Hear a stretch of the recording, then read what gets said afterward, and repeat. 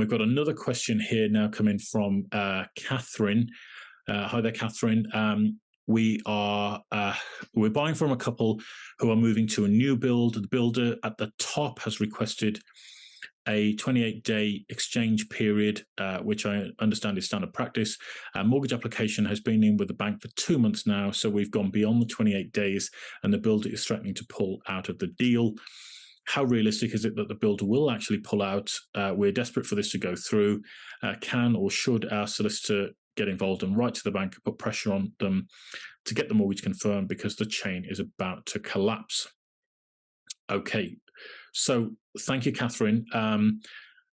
It sounds like it's quite a short chain that you've got here. You haven't filled in on your situation below you, whether or not you've got properties to sell or whether there's a chain beneath you. But I'm going to assume for the time being that you are either first-time buyers or you've sold your property and you're in rented accommodation and you're ready to move. Okay. Now, first thing I'll say, do not let emotions cloud your judgment here, because again, I'm seeing a lot of that with people who have been struggling to find a property to move into. And what they've done is they've jumped at the first chance of finding a property and just want to get on the housing ladder. And then they might later find that this is not the right property for them for whatever reason. Okay, so don't allow your emotions to cloud your judgment, first and foremost. This is fairly standard practice from most builders that I've ever dealt with. And it recently happened for a client I was helping out called Gillian, who was going through our conveyancing concierge service. She was buying from a builder, and the builder was really under a lot of pressure because he'd stretched himself financially to build 3 other properties. And he desperately needed his house sale to go through in order to pay off the bank so that he could, get the pressure off himself and all the rest of it. So what I would encourage you to do is definitely get an update from the bank, okay? Whether that's via your broker or your solicitor, to chase them and chase them and chase them and get an update. Now, again, with the uncertainty in the market, that may be reflecting upon why it's taking a while to get an answer to your question, or for them to issue the actual mortgage offer and get things complete. Now, one of the things I will say is that some builders might put pressure on for some kind of a commitment, such as a non-refundable deposit. That's what they would love to go after. And you'll always have a different view about a non-refundable deposit depending upon whether you're the buyer or the seller. Okay. And I'm not going to encourage you to put money on the line that you might not be able to get back, particularly as it looks as though it's your the seller of the property that you're buying. It's their responsibility for dealing with the builder. Okay. But obviously, if they lose their property, you're not going to be able to get the one that you want to buy.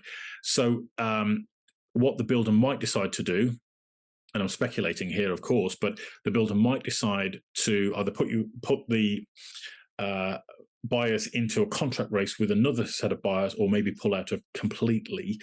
But they might also be bluffing, particularly if buyers in the area have got a little bit nervous, they pulled back, and there might not actually be another buyer lined up to buy the property. So I would go and talk to your clients and tell them everything that you're doing to try and get this deal completed as quickly as possible, and certainly talk to the agents, assuming that they're involved as well.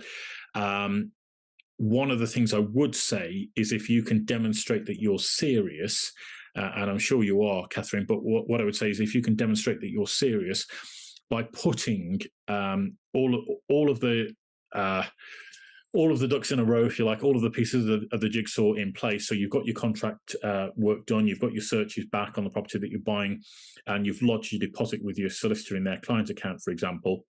If the only thing you're waiting for is the mortgage offer, and you're putting pressure on that literally on a daily basis to get that issued, then there's a very good chance that the builder may delay things. But I wouldn't bank on them, solely offering them the opportunity to buy this property until such time as the mortgage has been confirmed, or the mortgage offer has been confirmed, so that you can actually then complete the deal.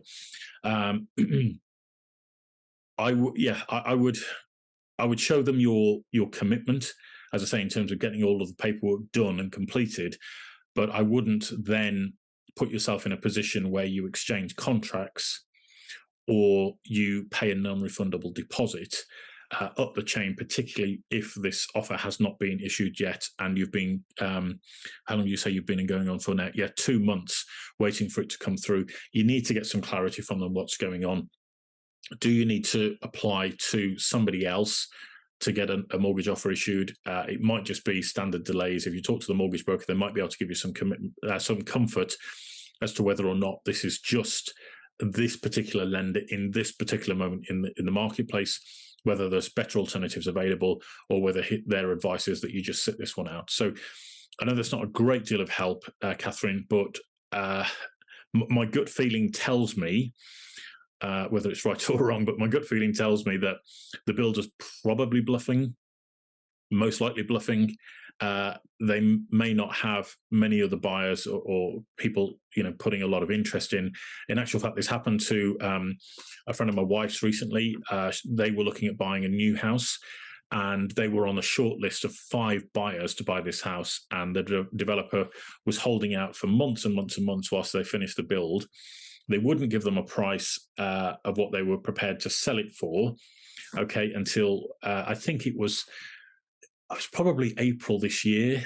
Okay, they kept stringing them out, and then eventually they gave them a price for the house, which was more than what they were expecting to pay. And so every buyer that was on the short list turned around and says, no, we're not going to buy the house. So they had 5 buyers disappear off their short list, and now the builder was left with nobody who wanted to buy that particular property. Okay, so you might be surprised. It may not be quite as doom and gloom as you suspect. And I would really encourage you to just go and have some conversations and put a bit of pressure onto the lender and see what you can do to get this kick-started and move forward, because I wouldn't like you to lose that deal. But on the same token, I also don't want you to put yourself in a difficult position because you're being driven by emotions, when actually, if it all fell apart, it might be the best thing that happened to you. And that's a bit of a philosophical viewpoint. But yeah, it's kind of how I think. I just accept that if something bad is happening, then it might actually turn out to be for the greater good. So I hope that's of some use, Kathryn. By all means, give me a shout if there's anything else that I can do to support you on that journey.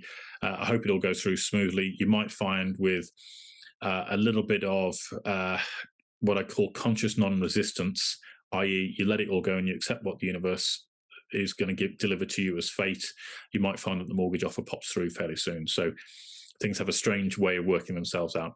But thank you for all the questions here, guys. I really appreciate everything that you've been sending through. I love the opportunity to go through these and hopefully help other people as well whilst we're doing this. We're sharing this knowledge and information. You're probably going to find that there's going to be other people that are listening to this that have got similar situations going on, and hopefully we've been able to give them a little bit of guidance on how to navigate. So please send me your questions next week or for next week's webinar. Get them through to us on the email address happytohelp@wiggywam.co.uk, or you can go to the WiggyWam website, which is wiggywam.co.uk, which is